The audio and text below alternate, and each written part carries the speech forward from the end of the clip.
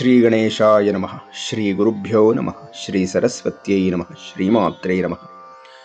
ಎಲ್ಲರಿಗೂ ನಮಸ್ಕಾರಗಳು. ಆತ್ಮೀಯರೇ, ಸೌಂದರ್ಯ ಲಹರಿಯ 67ನೆಯ ಶ್ಲೋಕ. ಕರಾಗ್ರೇಣ ಸ್ಪೃಷ್ಟಂ ತುಹಿನಗಿರಿಣಾವತ್ಸಲತೆಯ ಗಿರೀಶೇನೋದಸ್ತಂ ಮುಹುರಧರ ಪಾನಾಕುಲತೆಯ ಕರಗ್ರಾಹ್ಯಂ ಶಂಭೋ ಮುಖಮುಕುರ ವೃಂತಂ ಗಿರಿಸುತೆ ಕಥಂಕಾರಂ ಬ್ರೂಮಃ ತವ ಚಿಬುಕಮೌಪಮ್ಯರಹಿತಂ. ಹೇ ಗಿರಿಜಯೇ, ನಿನ್ನ ಗಲ್ಲದ ಮಹಿಮೆಯನ್ನ ಏನೆಂದು ಬಣ್ಣಿಸಲಮ್ಮ. ಹಿಮವಂತನು ವಾತ್ಸಲ್ಯದಿಂದ ನಿನ್ನ ಗಲ್ಲವನ್ನು ಸವರಿದ್ದಾನೆ. ಶಿವನು ಅಧರಪಾನದ ಆಸಕ್ತಿಯಿಂದ ಎಷ್ಟೋ ಸಲ ಆ ಗಲ್ಲವನ್ನು ಎತ್ತಿ ಹಿಡಿದಿದ್ದಾನೆ. ಆ ಗಲ್ಲವು ಈಶ್ವರನು ಹಿಡಿದುಕೊಳ್ಳುವ ಮುಖ ಕನ್ನಡಿಯ ಹಿಡಿಕೆಯಂತಿದೆ. ಇಂತಹ ನಿನ್ನ ಗಲ್ಲಕ್ಕೆ ಹೋಲಿಸುವ ಉಪಮಾನವು ಈ ಇಡೀ ಸೃಷ್ಟಿಯಲ್ಲಿ ಯಾವುದೂ ಇಲ್ಲ ಅಂತ ಹೇಳಿ ಈ ಶ್ಲೋಕದಲ್ಲಿ ಶ್ರೀ ಶ್ರೀ ಶಂಕರ ಭಗವತ್ಪಾದರು ಅಮ್ಮನವರ ಗಲ್ಲದ ಮಹತ್ವವನ್ನು ಕೊಂಡಾಡಿದ್ದಾರೆ. ಆತ್ಮೀಯರೇ, ಈ ಶ್ಲೋಕದ ವ್ಯಾಖ್ಯಾನವೇ ಅನ್ನುವಂತೆ ಲಲಿತಾ ಸಹಸ್ರನಾಮದ ಅನಾಕಲಿತ ಸಾದೃಶ್ಯ ಚಬುಕು ಶ್ರೀ ವಿರಾಜಿತ ಅನ್ನುವ ಶ್ರೀನಾಮ. ಆತ್ಮೀಯರೇ, ವಾಗ್ದೇವತೆಗಳೇ ಆಗಿರಬಹುದು, ವಾಗ್ದೇವತೆಯಾದ ಸರಸ್ವತಿಯೇ ಆಗಿರಬಹುದು, ಅಥವಾ ಯಾವುದೇ ಮಹಾನ್ ಕವಿಗಳಾಗಿರಬಹುದು, ಅಮ್ಮನವರ ಗಲ್ಲಕ್ಕೆ ಹೋಲುವ ಉಪಮಾನವನ್ನು ಕೊಡಲೇ ಇಲ್ಲ.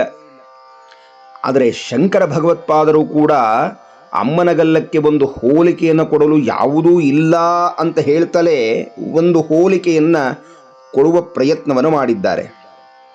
ಈ ಪರ್ವತರಾಜನಾದ ಹಿಮವಂತ ಅಖಂಡವಾದ ತಪಸ್ಸನ್ನು ಮಾಡಿ ಆ ಆದಿ ಪರಾಶಕ್ತಿಯನ್ನು ಒಲಿಸಿಕೊಂಡು ತನ್ನ ಮಗಳಾಗಿ ಪಡೆದ.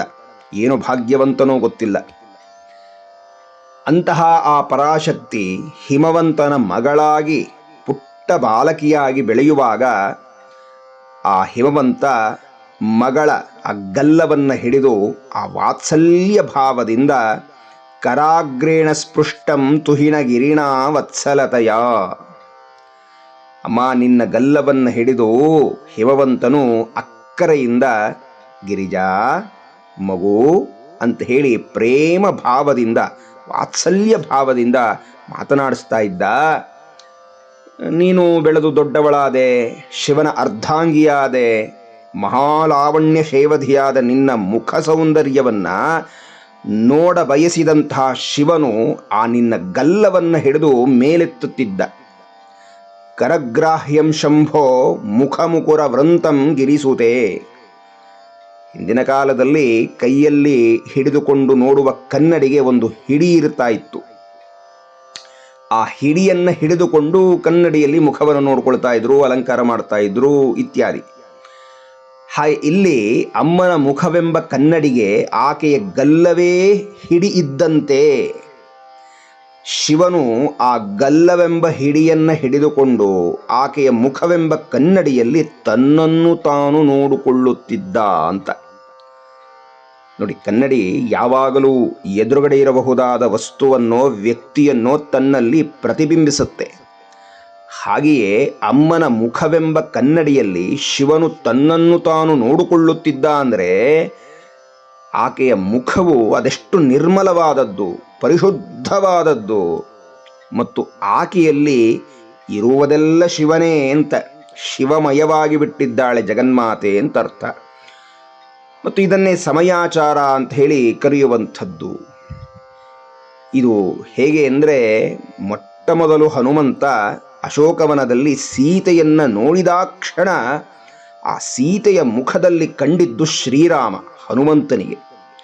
ಮತ್ತೆ ಬಂದು ರಾಮನನ್ನು ಕಂಡಾಗ ಆ ರಾಮನ ಮುಖಾರವಿಂದದಲ್ಲಿ ಮಾತಾ ಸೀತೆಯನ್ನು ಕಂಡಂಥ ಅವನು ಹನುಮಂತ. ಇದೇ ಅದ್ವೈತ ಅಂತ. ಆ ಸೀತೆಯಲ್ಲಿ ರಾಮನನ್ನ, ರಾಮನಲ್ಲಿ ಸೀತೆಯನ್ನ, ಹಾಗೆ ಗಿರಿಜೆಯ ಮುಖದಲ್ಲಿ ಶಿವನನ್ನ, ಶಿವನ ಮುಖದಲ್ಲಿ ಗಿರಿಜೆಯನ್ನ ಭಾವಿಸಬೇಕು ಅಂತ. ಇನ್ನು ಕೊನೆಯ ಸಾಲಿನಲ್ಲಿ ಹೇಳ್ತಾರೆ, ಹೇ ಗಿರಿಜೆಯೇ, ಹೇ ಜಗನ್ಮಾತೆ, ಇಂತಹ ನಿನ್ನ ಗಲ್ಲಕ್ಕೆ ಯಾವುದೇ ಉಪಮಾನವನ್ನು ಕೊಡಲು ಸಾಧ್ಯವಿಲ್ಲವಮ್ಮ ಅಂತ ಹೇಳ್ತಾ ಇದ್ದಾರೆ ಶ್ರೀ ಶ್ರೀ ಶಂಕರ ಭಗವತ್ಪಾದರು. ಅಂಥ ಆಚಾರ್ಯರ ಪಾದಾರವಿಂದಗಳಿಗೆ ಶಿರಸ ಮನಸ ವಂದಿಸ್ತಾ, ಜಗನ್ಮಾತೆಯ ಪಾದಾರವಿಂದಗಳಿಗೆ ನಮಸ್ತಾ ಮುಂದಿನ ಉಪನ್ಯಾಸದಲ್ಲಿ ಮುಂದಿನ ಶ್ಲೋಕ ಚಿಂತನೆಯನ್ನು ನಡೆಸೋಣ.